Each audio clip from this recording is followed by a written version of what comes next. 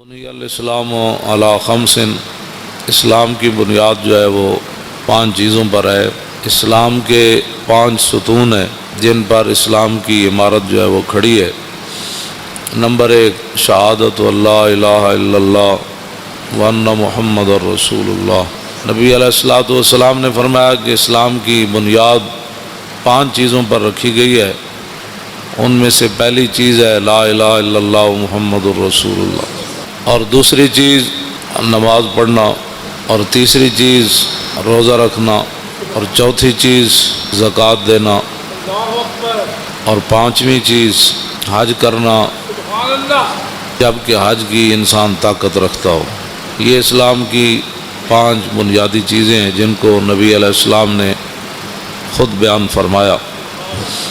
اس میں سیدھا سادہ کوئی نہیں، سیدھی بات ہے، اسلام کی بنیادی 5 چیزیں ہیں۔ اور نبی علیہ الصلوۃ والسلام نے ارشاد فرمایا کہ ایک وقت آئے گا اذا اتخذ الفیء دولا، کہ لوگ قومی خزانے جو ہیں وہ مال غنیمت ایک عام دولت سمجھ کر لوگ کھا جائیں گے، اور میرے آقا مولا صلی اللہ علیہ وسلم نے فرمایا والغنیمت مغنما، اور لوگ مال غنیمت والغنیمت مغنما، غنیمت کو لوگ ایسے شیر مادر کی طرح لوگ کھا جائیں گے، والزکوٰۃ مغرما، اور حضور نے فرمایا ایک وقت آئے گا لوگ زکوٰۃ کو چٹی سمجھیں کہ جی یہ زکوٰۃ دیں گے تو پھر ہمارے پاس بچے گا کیا۔ اور اگلی بات جو ہے نا وہ یہ ہے کہ وَتُعَلَّمَ لِغَيْرِ الدِّينِ، حضور نے فرمایا کہ دین کے علاوہ لوگ علم حاصل کریں، دین چھوڑ کر لوگ کریں گے یہ بھی پڑھو یہ بھی پڑھو یہ بھی پڑھو یہ بھی پڑھو یہ بھی پڑھو یہ بھی پڑھو یہ بھی پڑھو۔ بلکہ حضرت زیاد بن حدیر فرماتے ہیں کہ نبی علیہ الصلوۃ والسلام تشریف فرما تھے تو حضور نے فرمایا کہ اس طرح کے واقعات ہو جائیں گے، اس طرح کے زلزلے آئیں گے، اس طرح کی مصیبتیں آ جائیں گی، طوفان آ جائیں گے، میری امت بے راروی کا شکار ہو جائے گی، اور اس وقت علم جو ہے وہ چلا جائے گا۔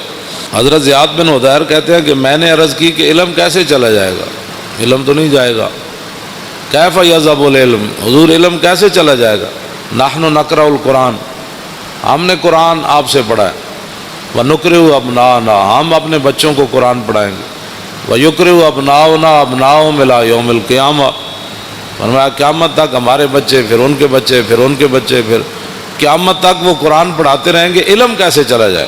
صرف قرآن کا ذکر فرمایا صحابی نے، فرمایا ہم اپنے بچوں کو قرآن پڑھائیں گے۔ علم معنی ہی قرآن کا ہے۔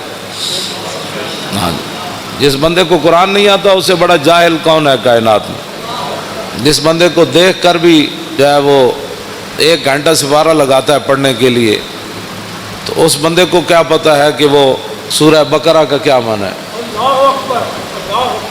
اس کا کیا پتہ ہے کہ الذین ینفقون اموالہم، میں جتنی آیتاں پڑھیاں روزے دے بارے تے کسی اب آپ نے وہ سبحان اللہ تو کہہ دیا، لیکن اس کا کسی کو بھی نہیں پتہ روزے کا لغوی معنی کیا ہے، اصطلاحی معنی کیا ہے۔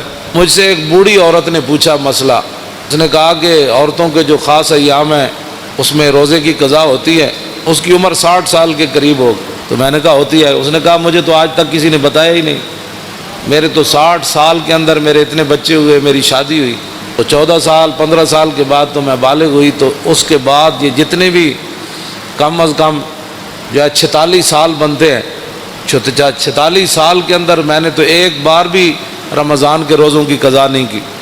تو میں نے کہا اس مائی کو کہا کہ مائی یہ نمازوں کی عورتوں کے خاص ایام جب آ جائیں ان کے تو نمازوں کی قضا تو نہیں ہے، اللہ رسول نے ان کو معاف کر دیا جتنے ان کے ایام ہیں کہ مہینے میں 10 دن، آخری حد 10 دن ہے، 8 دن اس کے مخصوص ایام ہوں، 5 دن ہوں، کم از کم 3 ہیں، زیادہ سے زیادہ 10 ہیں جو شریعت نے رکھے، لیکن اس کے اندر وہ جتنی نمازیں اس کی 10 50 اب 50 نمازیں اس دیا رہ گئی ہیں 10 دن، تو پھر تو ساری زندگی قضاوت ہی لگی رہے گی۔ اس لیے اللہ رسول نے یہ بوجھ عورتوں سے ہٹا دیا۔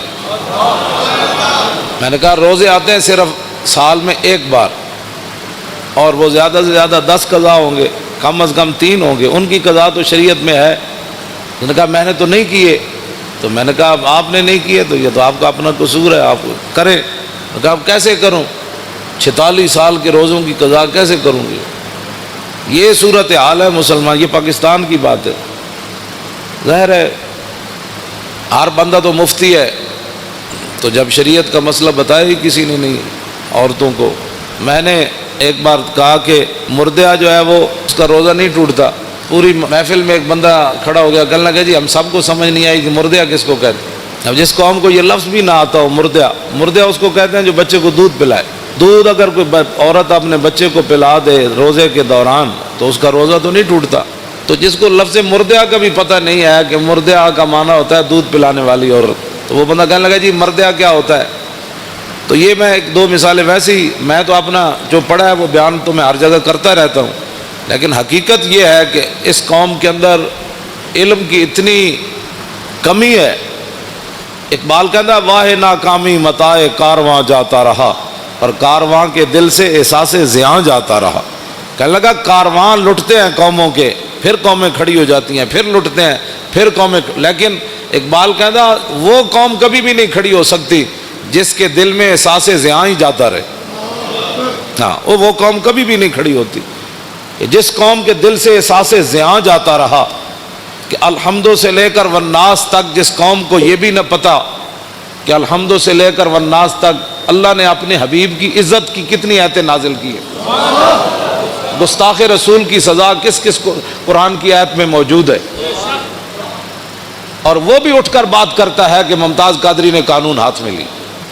ہاں جس کو میں بڑے مجمع میں کوئی مجھے بتائے پورے قرآن کا جس نے کوئی مطالعہ کیا ہو کہ کتنی قرآن کے اندر آیات ہے جو اللہ نے اپنے حبیب کی عزت کی بیان کی ہے۔ ویسے تو سارا قرآن ہی حضور کے لیے نعت ہے نا، لیکن خاص کہ جو میرے حبیب کو دکھ دے اس کے لیے یہ سزا ہے، جو میرے نبی کی محفل سے اٹھ جائے اس کے لیے یہ سزا ہے، جو میرے نبی کے گھر کھانا پک رہا ہو تو اس کے تم نے دیکھا کیوں ہے میرے نبی کے گھر، تم نے میرے نبی کی آواز سے اونچی آواز کیوں کی ہے، میرے نبی سوئے ہوئے تھے تو تم نے باہر سے پکارا کیوں ہے، یہ اور میرے نبی کو تم نے رائے نہ کہا کیوں ہے۔ ہاں جی، یہ جنہوں نے اللہ کو دکھ دیا، رسول اللہ کو دکھ دیا، ان پر لعنت ہے دنیا آخرت میں۔ دنیا میں لعنت کیا ہے؟ دنیا میں لعنت یہ ہے کہ اس کو قتل کر دیا جائے گا، اور آخرت میں اس کے لیے لعنت یہ ہے کہ اس کو جہنم میں داخل کر دیا جائے گا۔ ان کو پتہ ہی نہیں ہے الحمدو سے لے کر والناس، انہوں نے ایک ہی جی اسلام لا اکراہ فی الدین، دین زبردستی نہیں۔ تے کون کہتا ہے زبردستی ہے؟ اسی کسی نے ڈنڈا مار کے تک کلمہ پڑھایا نہیں۔ لا اکراہ فی الدین اگے کیے قد تبین الرشد من الغی ومن یکفر بالطاغوت، اگے یوم باللہ فقد استمسک بالعروۃ الوثقی لا انفصام لها واللہ سمیع علیم۔ فرمایا دین میں جبر نہیں ہے، لیکن فرمایا حق اب واضح ہو گیا۔ اب یہ نہیں ہوگا کہ کوئی بندہ کہے گا جی مجھے اس بات کا پتہ نہیں تھا۔ اب پتہ نہیں تھا تو پھر تو پتہ کرتا۔ جب تو نے دوسری طرف 16 سال لگائے تو بتا دین کو، تو نے ساری زندگی میں 16 دن بھی نہیں دیے۔ ویسے تو مفتی ہے ہر مسئلے میں۔ ہاں میں روزے کے مسائل آپ کو پتہ ہے، میں جب میرا موضوع کچھ اور ہے تو میں ویسے تو چند باتیں آپ کے سامنے یہ کر رہا ہوں کہ رمضان المبارک پیکج آ گیا، اتنے ارب روپے کے روٹی سستی ملے گی۔ میں اگر روٹی سستی ملے یا نہ ملے، وہ تو پتھر بھی صحابہ نے باندھ کر اسلام کا کام کیا۔ 20 قسم کے کھانے کھانے کے بعد، افطاری کے بعد پھر مسجدوں کا سروے کرو کہ مسجدوں میں کتنی صفیں ہوتی ہیں۔ یہ تو رمضان نہیں ہے نا کہ شام کو بھی اتنا سارا پیٹ بھر لینا اور سحری کے وقت بھی جناب دہی تے فلاں چیزیں کھا کے پھر سو جانا، اور پورے رمضان میں ایک سپارہ بھی انسان تلاوت نہ کر سکے۔ تلاوت خود کیا کرنی ہے، امام کے پیچھے سوا سپارہ کھڑے ہو کر وہ سن بھی نہ سکے، اگر کھڑا ہو گیا تو جمائیاں لیتا رہے، اور کھڑا ہو گیا تو جناب کھردیاں جناب کوئی 8 پڑھ کے جا رہا، کوئی 9 پڑھ کے 10 پڑھ کے جا رہا، کوئی 12 پڑھ کے جا رہا، کوئی جناب پڑھ کے جا رہا۔ بس امام جو میں اگر پیچھے کھڑا ہو جاؤں نا دوسری صف میں تو مجھے اتنا خوف آتا ہے کہ اللہ کا عذاب ان اگلوں کی وجہ سے میرے اوپر بھی نہ نازل ہو۔ یقین جانے ایسے لوگ نماز کے ساتھ حشر کرتے ہیں، کوئی پچھلیاں ٹنگا دو میں چائی جا رہا سجدے جا کے۔ ہاں جی، انہوں پتہ ہی نہیں کہ 3 انگلیاں ہر پیر دیاں لانیاں جڑیاں نو فرض ہے۔ ہاں جی، اس میں بھی نہیں پتہ۔ ہاں جی، انہوں ایک کوئی پتہ ہی کوئی نہیں، ٹنگا جو میں این چکی کھڑا یا این پیر رکھی کھڑا، پیٹ انگلیاں